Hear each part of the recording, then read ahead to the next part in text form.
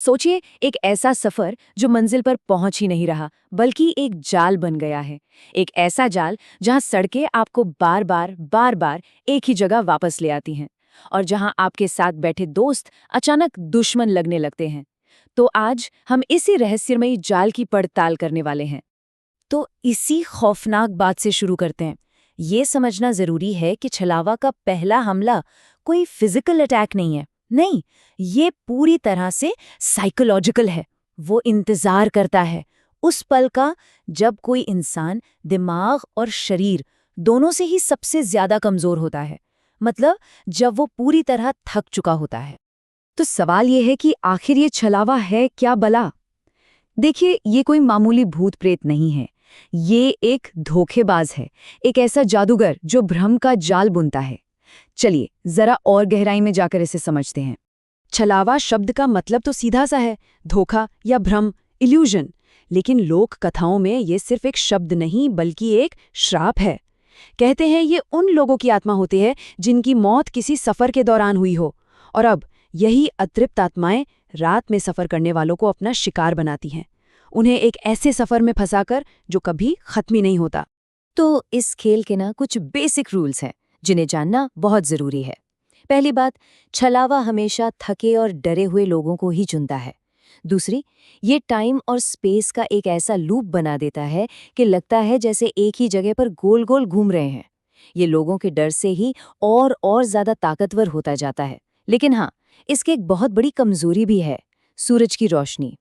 अच्छा, अब जो बात इसे सबसे ज्यादा दिलचस्प और खतरनाक बनाती है, वो है इसका शिकार करने का तरीका। छलावा कभी सीधा हमला नहीं करता ना, वो तो हकीकत को ही तोड़ मरोड़ कर रख देता है। जरा सोचकर देखिए, एक कॉलेज बस है जो बार बार उसी जंगल से गुजर रही है, और हर बार उन्हें वही पलटा हुआ ट्रक दिखाई दे रहा है। यही है छलावा का स्थानिक चक्रव्यूह, एक ऐसा जाल जिससे बाहर निकलने का कोई रास्ता ही नहीं है, क्योंकि हर रास्ता वापस उसी डरावनी हकीकत पर ले आता है। और ये सिर्फ सड़कों तक ही नहीं रुकता। अरे छलावा तो एक एक पूरा का पूरा गांव खड़ा कर सकता है, जैसे कि बोर गांव का अचानक से आ जाना। एक ऐसी जगह जो नक्शे पर तो छोड़िए, हकीकत में कहीं है ही नहीं। इसके बनाए भ्रम सिर्फ डरावने ही नहीं बल्कि घिनौने भी हो सकते हैं। सोचिए, एक ढाबा जहां खाने की थाली में कीड़े रेंग रहे हों।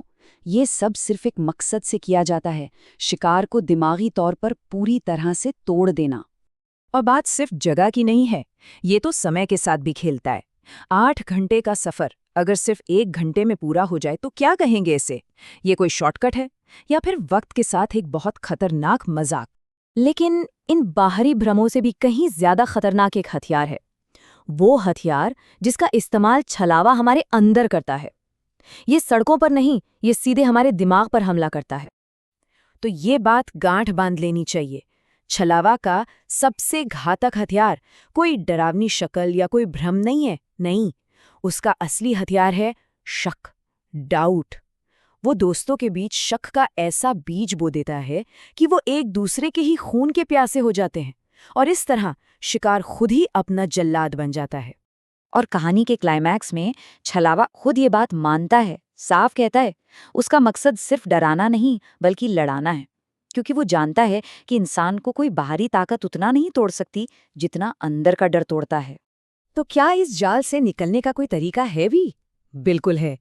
इन कहानियों में हीरो इस धोखे को पहचानने में कामयाब होते हैं। चलिए देखते हैं कैसे। पहली कहानी में छलावा एक बहुत ही मामूली से झूठ से पकड़ा जाता है।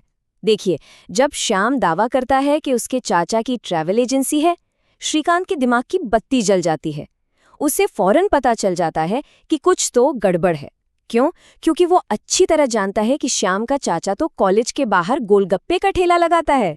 बस एक छोटी सी मामूली सी सच्चाई और भ्रम का पूरा जाल टूटकर बिखर गया।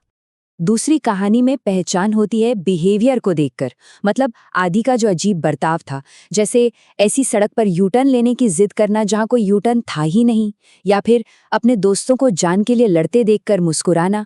बस यही मुस्कान अक्षय को ये एहसास दिला देती है कि ये उसका दोस्त हो ही नहीं सकता। छलावा इंसान की नकल तो कर सकता है पर इंसानियत की नहीं। और दोनों ही कहानियों में एक ही भयानक सच सामने आता है कि सबसे खतरनाक छलावा यानी अमावसी छलावा सबसे पहले ग्रुप के सबसे कमजोर शिकार को मारता है और उसके शरीर पर कब्जा कर लेता है ताकि वो सबके बीच सबके सामने छिपकर अपना खूनी खेल खेल सके। तो इन कहानियों से क्या सबक मिलता है?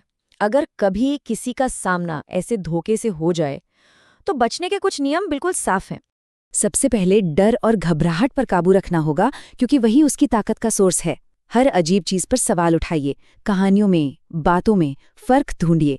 सबसे जरूरी, अपने साथियों पर भरोसा बनाए रखें और सुबह होने का इंतजार करें। ये बात हमेशा याद रखें, छलावा सिर्फ भ्रम पैदा कर सकता है। असली नुकसान तो लोग खुद को या एक दूसरे को ही पहुंचाते हैं। और आखिर में एक सवाल रह जाता है, क्या छलावा सच में सड़क पर भटकता कोई भूत है, या ये हमारे अपने दिमाग के अंदर का वो डर है जो बहुत ज़्यादा थक जाने पर, बहुत ज़्यादा तनाव में हमें अपने दोस्तों में ही दुश्मन दिखाने लगता है? शायद इस सवाल का जवाब हर सफ़र में अलग अलग मिलता है।